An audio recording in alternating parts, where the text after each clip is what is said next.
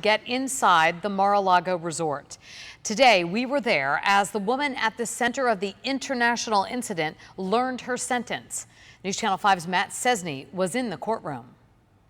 There was no smile on Yujing Zhang's face like in this jail picture.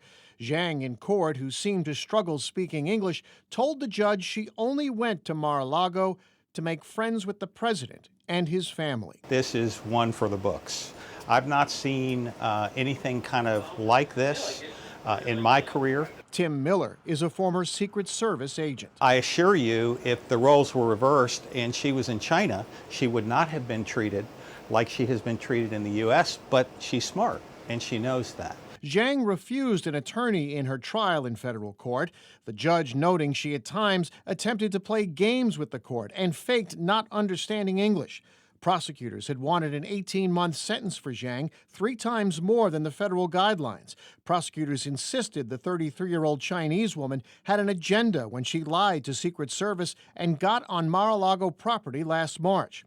The judge refused to go with a high sentence, giving Zhang just 8 months and agreeing that her electronic devices might have been used for personal security. Since her arrest, Zhang has been in custody, and her 8 months are up this coming weekend, meaning she will likely be freed and immediately be deported back to China. In Fort Lauderdale, Matt Cesny, WPTV, News Channel 5.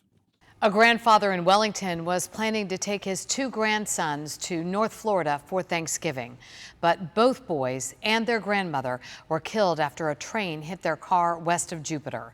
Tristan and Skylar Prestano's grandfather says the 10- and 8-year-old boys were heading to an overnight Cub Scout campout Saturday when an Amtrak train struck their car.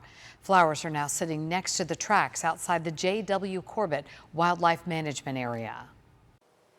I mean, not only did I lose my boys, my children lost their mother. So just all the way around, it's awful.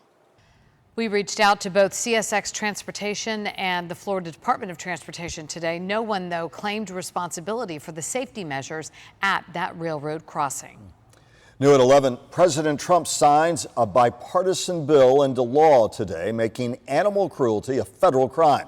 The Preventing Animal Cruelty and Torture Act, or PACT, bans abusive behavior, including crushing, burning, or drowning animals. Local Democratic Congressman Ted Deutsch helped introduce the bill, and its many supporters say it's a vital, huge step for animal welfare. Under PACT, crimes will be punishable with federal charges of up to 7 years in prison. New details tonight about a plane crash in Okeechobee County where a deputy rescued the pilot from a burning aircraft that you see. A family from Brevard County had rented the plane originally in Titusville and flew to Okeechobee. A woman on board told investigators the engine quit on takeoff. The deputy, first on scene, rescued the pilot who'd been trapped inside. He told us today all 3 people aboard are expected to recover. I laid him down on the ground, and at that point I turned around to look at the plane and it was fully engulfed in fire. The deputy said he was just in the right place at the right time. In fact, he wasn't even supposed to be working Saturday, but he had picked up an extra shift after his plans had fallen through. Tomorrow, Vero Beach police will reconstruct a crash that killed a woman last week. Dottie Durham collided with a pickup truck Friday morning on Indian River Boulevard. Police say she died from her injuries Saturday afternoon. Nearly half a mile of Indian River Boulevard will be closed for 3 hours tomorrow morning. Police will close southbound lanes between 7 and 10 a.m. An April trial date has been set for 2 jail guards accused of failing to make required checks on Jeffrey Epstein the night he died. The guards pleaded not guilty last week to falsifying prison documents. According to a grand jury indictment, both were to check on Epstein every 30 minutes, but failed to do so. The medical examiner ruled Epstein died by suicide in his prison cell August 10th.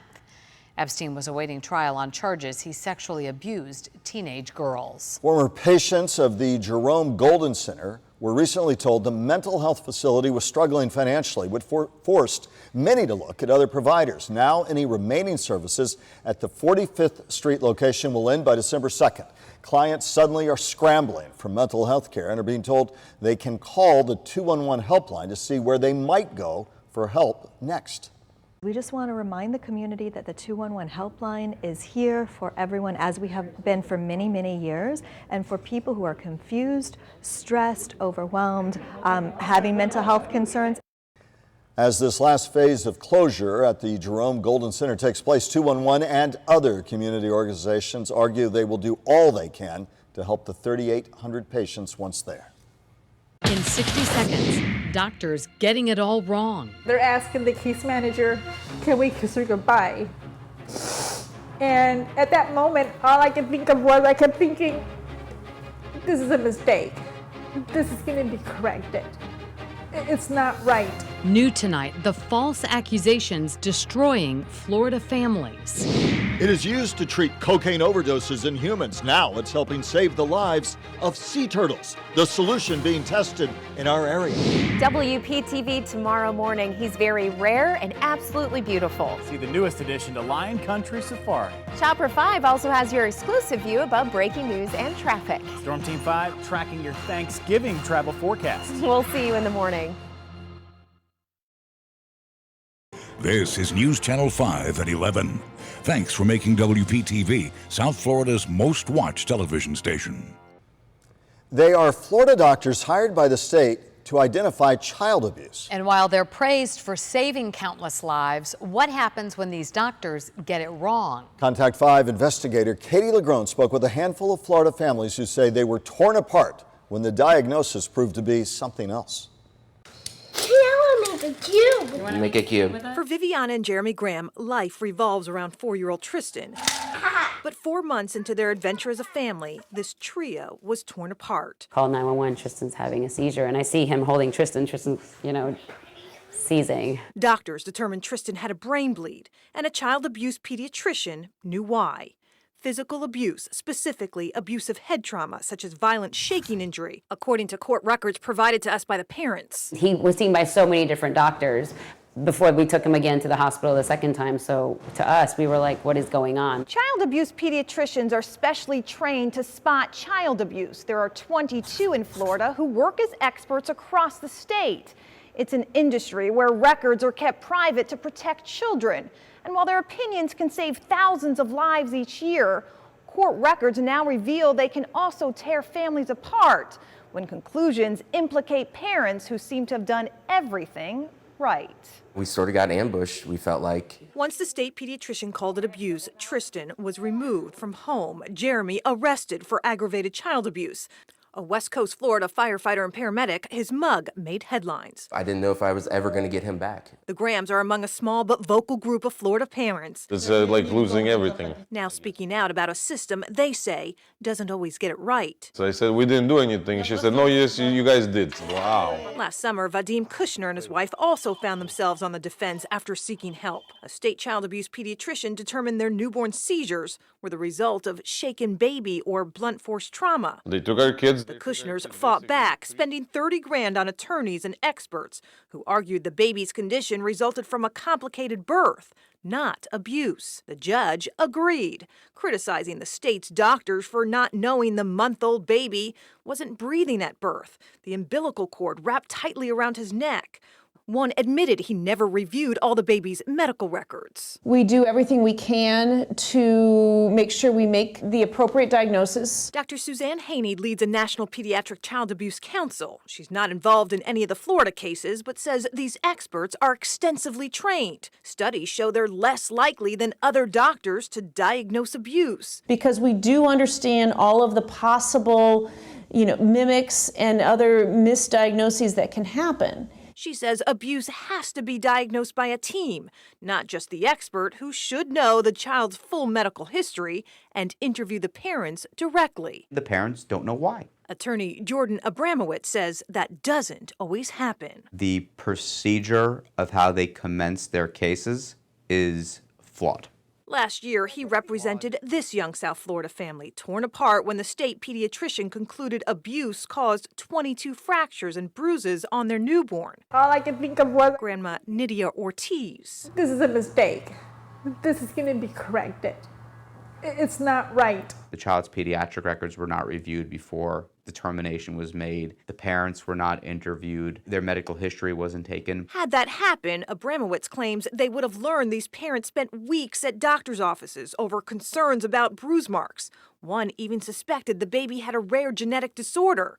Turns out she did. In criminal trials, you're innocent until proven guilty, but child abuse cases, it felt like the burden fell on us. That was the most surprising.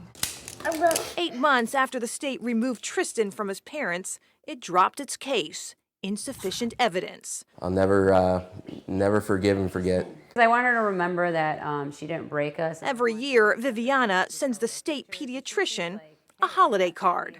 2 years ago, the doctor wrote back. I try very hard to be thorough and get it right, but perhaps I need to be more careful to consider gray areas. This is Nydia's son in May, moments after a judge ruled there was no child abuse and criticized the state's doctors for not interviewing the parents to assess their medical histories. This young family reunited immediately. It was a nightmare. It took 7 months and this grandmother's life savings. $130,000. How many cases are out there where the parents don't have money, didn't have the ability to get the right experts to see what's going on, and the parents lose their children? For weeks, we've asked the State Department of Health for answers. They've refused our interview requests, haven't fulfilled our public records requests. Last week, I sent them a list of questions, still no response. Meantime, these families want change, a new law that would require child abuse pediatricians interview parents directly, and in some cases, get a second opinion before a child is removed from their parents. Katie Legrone, WPTV News Channel 5. New at 11, a potential cure for animals hurt by red tide, and it's being tested right here in Palm Beach County. Doctors with Loggerhead Marine Life Center are using the same treatment used to treat cocaine overdoses in humans. The procedure involves injecting special fats into the bloodstream to flush out toxins. The first round of therapy is on sea turtles. A vet says the solution is a huge improvement from the normal 2 to 3 month recovery time.